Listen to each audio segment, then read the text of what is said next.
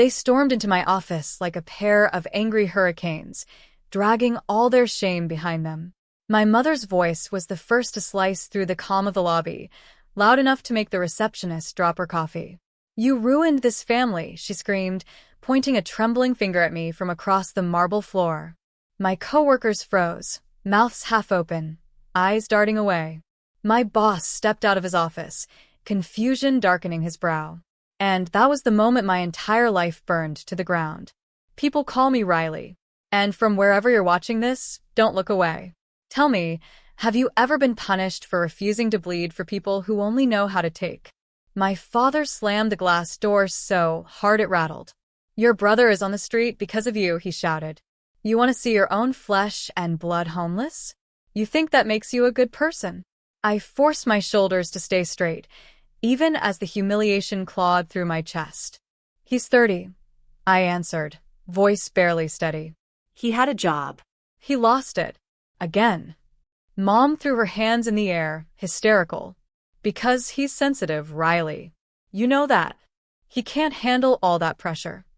My boss, Mr. Grant, took a cautious step forward. "Is there a problem here?" My father turned on him like a snake. "Our daughter is a traitor," he spat. "She's keeping our money away from family. She owes us." Mr. Grant blinked, stunned. "Her paycheck is hers," he said carefully. But Mom lunged forward, grabbing the edge of my desk. "She owes us everything," she shrieked. "We raised her, and she will pay for her brother's rent, or she can forget about calling herself our daughter." The entire floor had gone silent. Phones left ringing. Screens frozen. I tasted acid, my hands trembling. "You want my whole paycheck?" I asked, barely breathing. Dad sneered. "All of it. You earn because of us. Don't forget where you came from." I looked into their eyes, seeing strangers where family should have been. My boss touched my arm gently. "You don't have to do this," he whispered. I took one shaky breath, planted my feet, and told the truth for the first time in years. "No," I said. "Never again." And as my parents stood there, mouths falling open in horror, my brother walked in behind them, a smirk on his face that made my skin crawl. My brother strolled through the doorway like he owned the place, hands shoved deep in his torn hoodie, that smug grin making my stomach twist. "Nice office," he said, voice dripping sarcasm. "Must be pretty cozy, hoarding all that money while your family suffers." I clenched my jaw, heat rising in my face. "Family doesn't hold me hostage, Owen," I snapped. "Family doesn't barge into my job demanding my paycheck." Mom whipped around on me, eyes flashing with betrayal. "How dare you talk to your brother like that? He is blood." I let out a bitter laugh, too hollow to sound real. "Blood? Blood is a drain in this family, apparently." My brother's grin turned feral. "You always thought you were better than us," he hissed. "Acting like you're a princess with your salary and your fancy little job." My boss cleared his throat, uneasy. "Is there a reason you're here?" he asked, trying to keep things professional, though I could see the discomfort all over his face. Dad stepped forward, towering over my boss, pointing at me like I was on trial. "She's abandoning her brother. We gave her everything she has, and now she wants to watch him suffer?" I swallowed, hands trembling but steady enough to hold my ground. "You gave me guilt, Dad," I said. "You gave me fear. I built everything else by myself." My mother let out a broken, high-pitched laugh, tears smearing her mascara. "You think you're too good for us? You'd leave your brother in the gutter?" My brother shoved closer, voice dropping low. "Hand over your paycheck, Riley," he growled, "or I swear I'll tell everyone here what you really are." A chill ran through me. "What I really am?" I repeated, forcing my breathing to stay slow. "What is that, Owen?" "Tell them." "Go ahead." His eyes darted around, suddenly unsure. Mr. Grant stepped between us, his voice calm but final. "That's enough. If you keep threatening my employee, I'll have security escort you out." My parents turned on him in unison, outraged. "You have no right to." He held up a hand. "I have every right. This is my business, and you will not terrorize Riley here." For the first time, I felt a spark of courage, seeing someone stand for me when I'd never stood for myself. Owen's eyes narrowed, ice cold. "You'll regret this," he spat. I lifted my chin, stronger than I'd ever been. "We'll see," I answered, my voice slicing through the silence. And just then, my phone lit up with a message that made my heart stop cold. My phone buzzed, screen flashing with a text from an unknown number. "If you don't pay up, I'll make sure you lose everything." My stomach dropped. I looked from the screen to Owen, whose grin had stretched even wider. He'd never learned consequences, never tasted a day of real work, and here he was blackmailing me without a hint of shame. Mr. Grant leaned closer, voice tight. "Do you need us to call security or even the police?" I hesitated, the word police ringing in my ears. I'd spent my whole life trying to keep our family business out of public view, terrified of letting strangers see our dysfunction. But maybe that was exactly why they thought they could get away with this. I shook my head slowly. "No," I said, voice quiet but steady. "Not yet." Mom stepped forward, crocodile tears rolling down her cheeks. "Riley, please," she wailed, putting on the same cracked performance she'd always used to keep me in line. "He'll be on the street. We'll be the laughingstock of the whole neighborhood." My heart hardened like poured concrete. "Then maybe you should have raised him to stand on his own," I shot back. Her mouth fell open in horror. "How can you talk to your mother that way?" Dad stepped in, voice a poisonous whisper. "If you leave him to starve, you're no child of mine." I held my ground, refusing to let the tremble show. "Then I guess I was never yours to begin with." Owen took a step closer, eyes flashing mean. "I swear, I will ruin you," he spat. Mr. Grant straightened, arms folded across his crisp suit. "That's enough," he said firmly.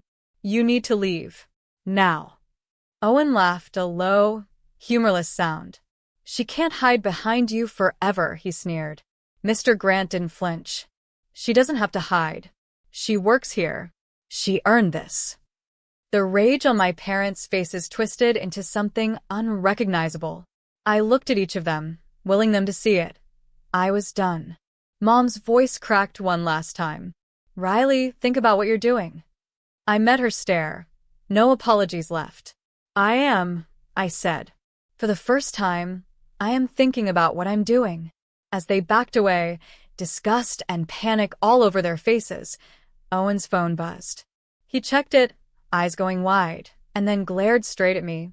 Owen's face shifted from smug to furious in the space of a heartbeat. He held up his phone, shaking it like a weapon.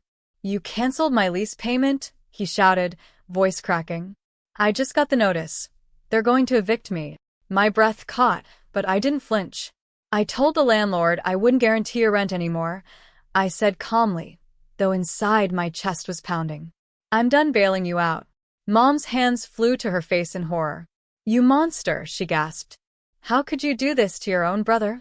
I swallowed, feeling the familiar pull of their guilt trip, that trap that had kept me tied to them for years.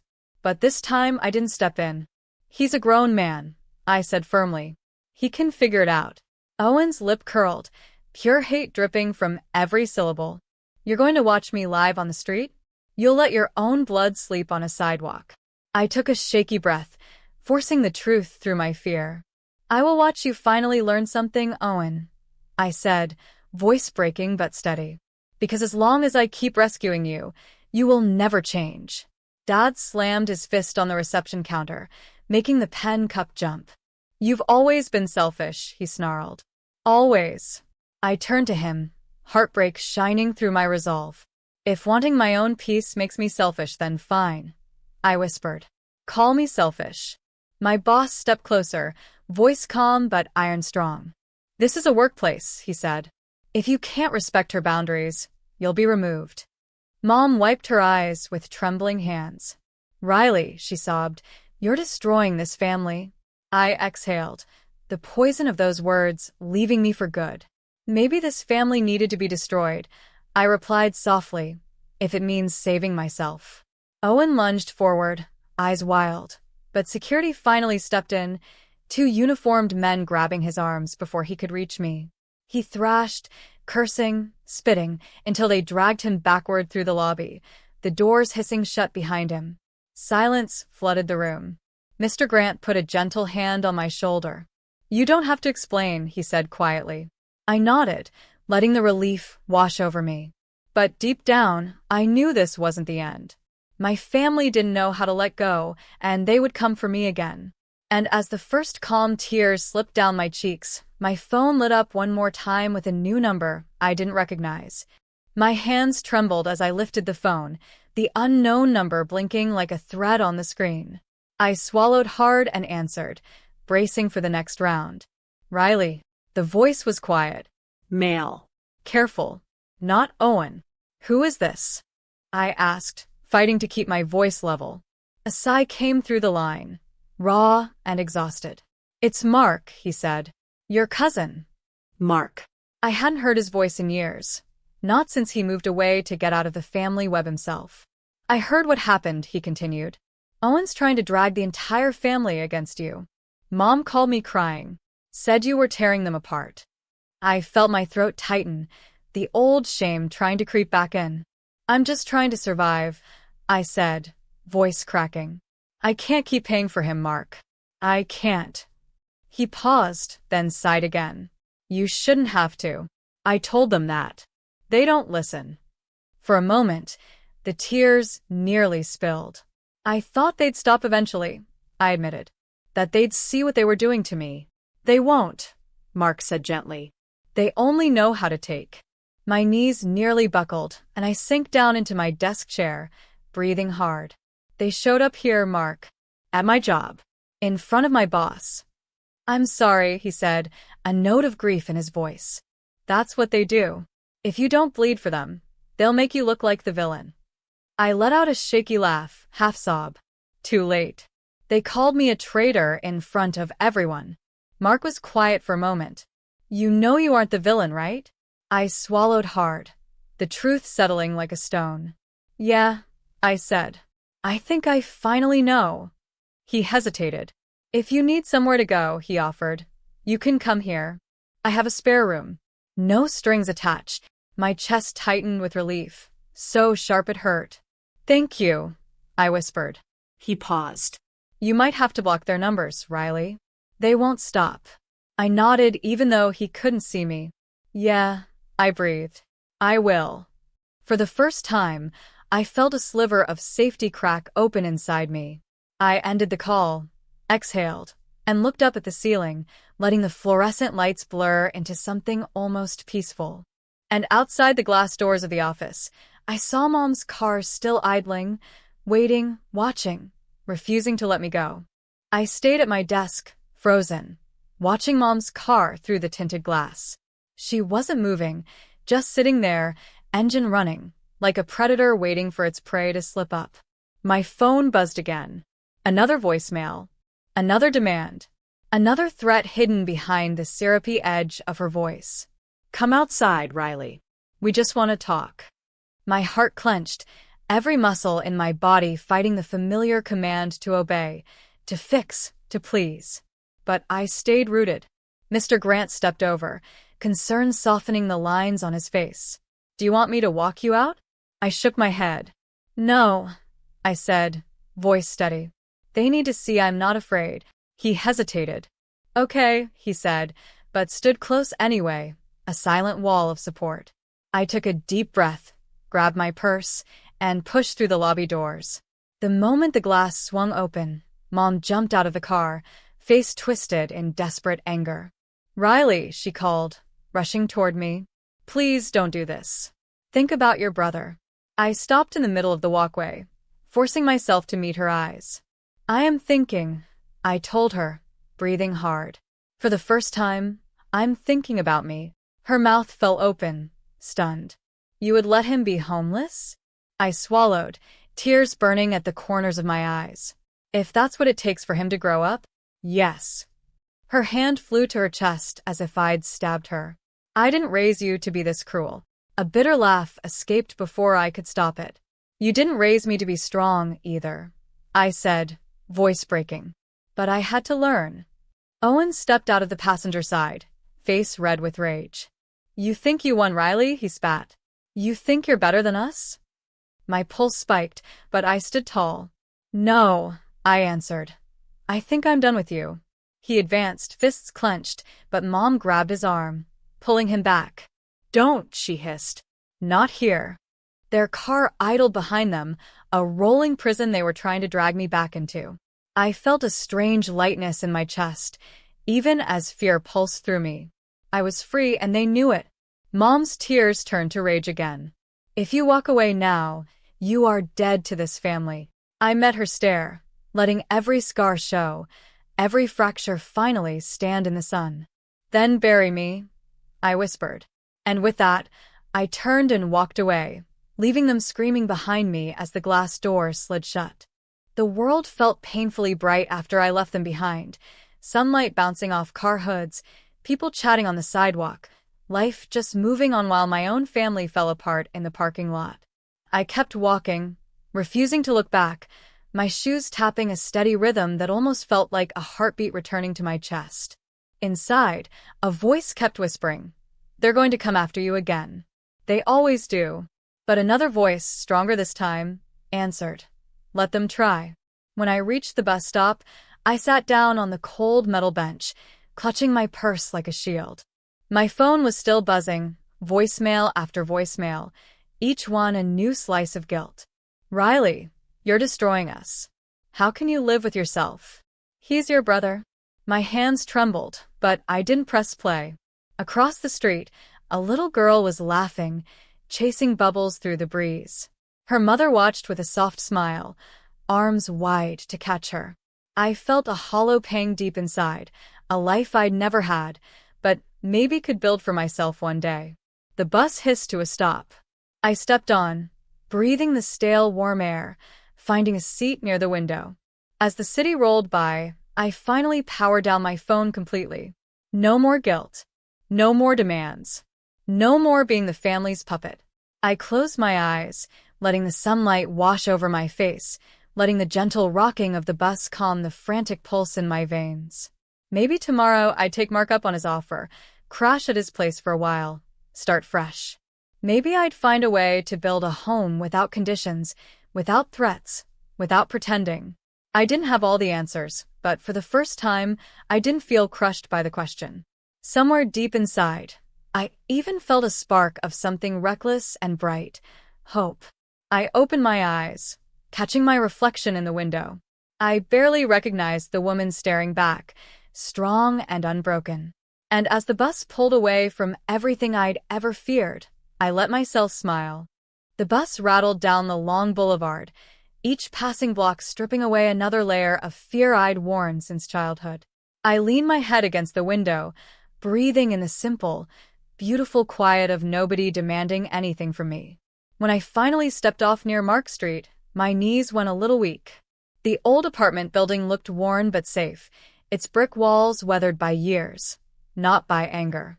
Mark opened the door before I could even knock, his face drawn but kind. "You okay?" he asked. I nodded, even though my voice nearly broke. "Yeah," I whispered. "I'm okay." He stepped aside, giving me space.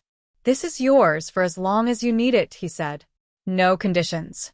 I let out a shaky breath. No conditions. 2 words that felt like a miracle.